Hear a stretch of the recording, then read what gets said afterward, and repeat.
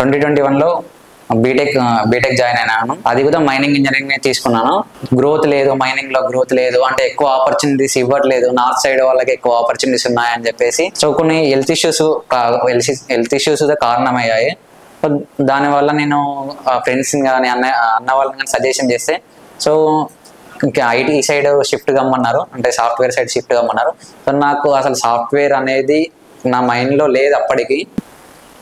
Hi all, my name is Lavan. I'm from mining department. Instagram scroll చేస్తున్నప్పుడు ఒక మంచి institute అనేది దొరికింది. ఇన్స్టిట్యూట్ పేరు 10,000 Coders. సో వాళ్ళ స్టూడెంట్స్ రివ్యూస్ చూసాను. ఫస్ట్ రివ్యూస్లో అందరూ చాలా బాగుంది, మంచి కమ్యూనికేషన్ స్కిల్స్ ఉన్నాయి, ప్రాబ్లమ్ సాల్వింగ్ ఎబిలిటీస్, ప్రతి ఒక్కటి A to Z నేర్పిస్తున్నారు, 100% జాబ్ గ్యారంటీ కూడా ఉందని చెప్పేసి. సో నేను 10,000 Coders వాళ్ళకి కాంటాక్ట్ అయినప్పుడు వాళ్ళు ఒక 10 minutes నాకు అసలు కోర్స్ ఎలా ఉంటుంది ఏంది అని చెప్పేసి మొత్తం ఎక్స్ప్లెయిన్ చేశారు. ఎక్స్ప్లెయిన్ చేశాక నాకు అసలు ఫుల్ స్టాక్ అని చెప్తున్నారు, ఫ్రంట్ ఎండ్ అంటున్నారు, బ్యాక్ ఎండ్ అంటున్నారు. నాకైతే ఫ్రంట్ ఎండ్ బ్యాక్ ఎండ్ అప్పటికి నాకు అంత ఐడియా లేదు. సో నేనేమనుకున్నా అంటే ఒకసారి రీసెర్చ్ చేద్దామని చెప్పేసి 10,000 Coders యూట్యూబ్లో చైతన్య సార్ వీడియో ఉన్నది, ఒక 2 hours వీడియో డెమో. సో దాన్ని చూసాను, 2 hours video Chaitanya sir demo చూసాను. డెమో చూసాక అసలు ఫ్రంట్ ఎండ్ అంటే ఏంది, బ్యాక్ ఎండ్ అంటే ఏంది అని నాకు అప్పుడు క్లారిటీ వచ్చింది. సో అప్పుడు డిసైడ్ అయ్యాను, ఇక 10,000 Coders వాళ్ళు బాగా చెప్తున్నారు, రివ్యూస్ అవుతున్నాయి. నేను స్టూడెంట్స్ని కనుక్కున్నాను, లింక్డ్ఇన్లో వాళ్ళ ప్రొఫైల్స్ సెర్చ్ చేసి కనుక్కుంటే వాళ్ళు మంచి ఫీడ్బ్యాక్ ఇచ్చారు. మీరు నాన్ ఐటీ బ్యాక్గ్రౌండ్ కాబట్టి ఫ్రంట్ ఎండ్ నుండి స్టార్ట్ కాండి, ఫ్రంట్ ఎండ్ నుండి ఒక అంటే కెరియర్ బిల్డ్ చేసుకోండి, చిన్న బిల్డ్ చేసుకుంటే మీకు సరిపోతుంది. ఇక్కడ నుంచి వెళ్ళి మీరు కెరియర్ స్టార్ట్ చేయండి అని చెప్తే ఫస్ట్ HTML CSS నుంచి స్టార్ట్ చేసాము.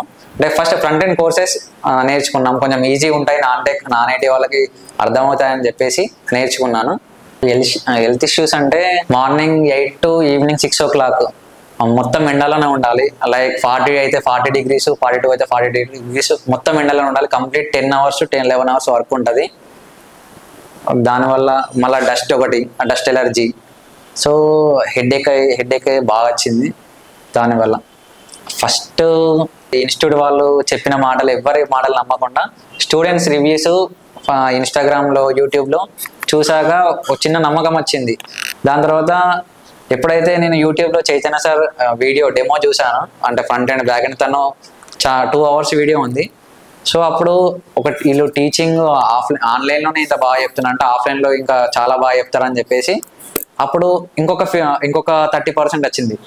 అంటే మేము ఏమనుకున్నామంటే ఫుల్ స్టాక్ డెవలపర్ అయిపోదాం అనుకొని వచ్చేసాం. కానీ వాళ్ళు ప్రాపర్ గైడెన్స్ అంటే కూర్చోబెట్టుకొని ఒక 10 minutes first front end technology ఉంటుంది, బ్యాక్ ఎండ్ టెక్నాలజీ ఉంటుంది.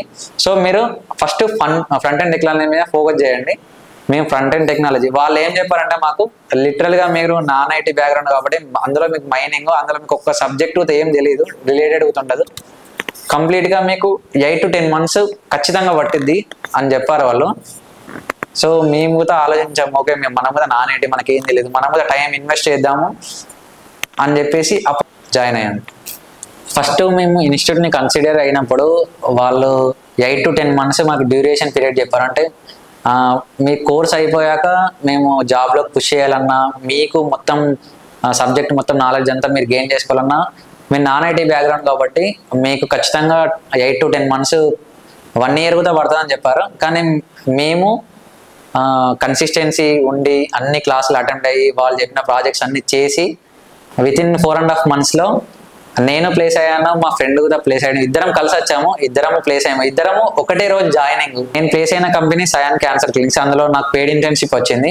మా ఫ్రెండ్ ప్లేస్ అయిన కంపెనీ ఫిన్సైడ్స్, తనకి 3.5 LPA వచ్చింది, నాకు పెయిడ్ ఇంటర్న్షిప్ వచ్చింది. 10,000 Codersకి అదర్ ఇన్స్టిట్యూట్కి డిఫరెంట్ ఏంటంటే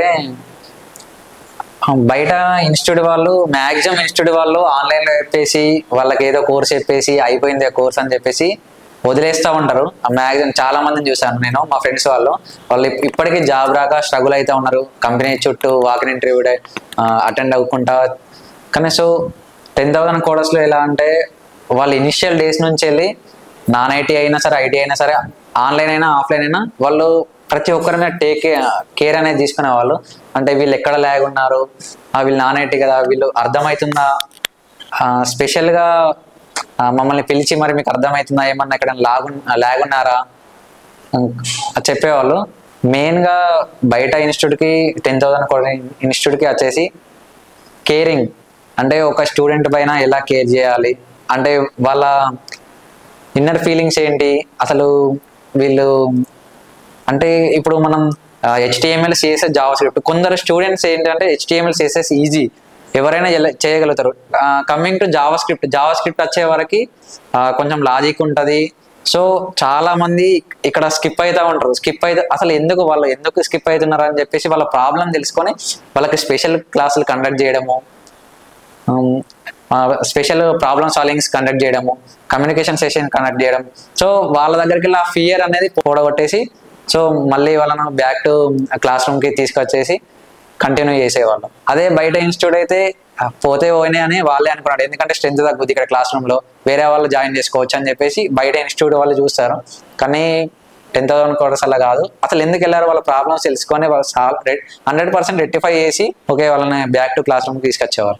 ఇన్స్టిట్యూట్కి జాయిన్ అయ్యేటప్పుడు మన మైండ్లో ఏముంటుందంటే సో వీళ్ళు జాబ్ ఇప్పిస్తారా ఇప్పియరా, అది ఫస్ట్ పాయింట్.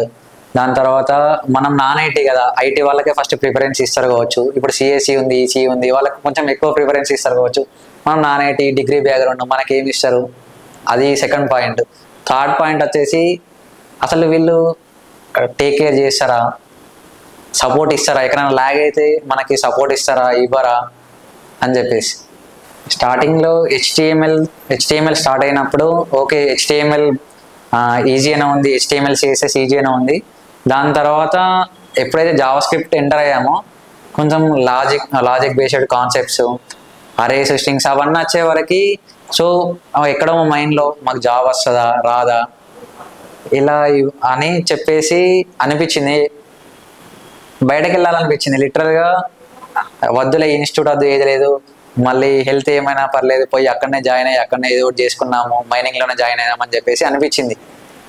సో మా ప్రాబ్లం అనేది మేము మా మెంటర్స్కి ఎక్స్ప్లెయిన్ చేస్తే ఇలా ఉందంటే వాళ్ళు మీరు టైం అనేది ప్రాపర్గా ఒక షెడ్యూల్ చేసుకోండి, దీనికి ఈ ప్రాజెక్ట్కి లేదంటే ఈ కాన్సెప్ట్కి ఇంత టైం, ఈ కాన్సెప్ట్కి ఇంత టైం అని చెప్పేసి టైం డివైడ్ చేసుకోండి, మీకు అంత టఫ్ ఏమనిపించదు. ఒకసారి ఒక 2-3 డేస్ ఇలా నేను చెప్పింది చేయండి అని చెప్పేసి వాళ్ళు సజెషన్ ఇచ్చారు. నేను లిటరల్గా 10 to 11 hours JavaScript 10 to 11 hours spend చేసాం టైము. సో మాకంతా అప్పుడు హార్డ్ టైం అనిపించలేదు జావాస్క్రిప్ట్, మేము ఓవర్కమ్ చేయగలిగినాం జావాస్క్రిప్ట్ అప్పుడు.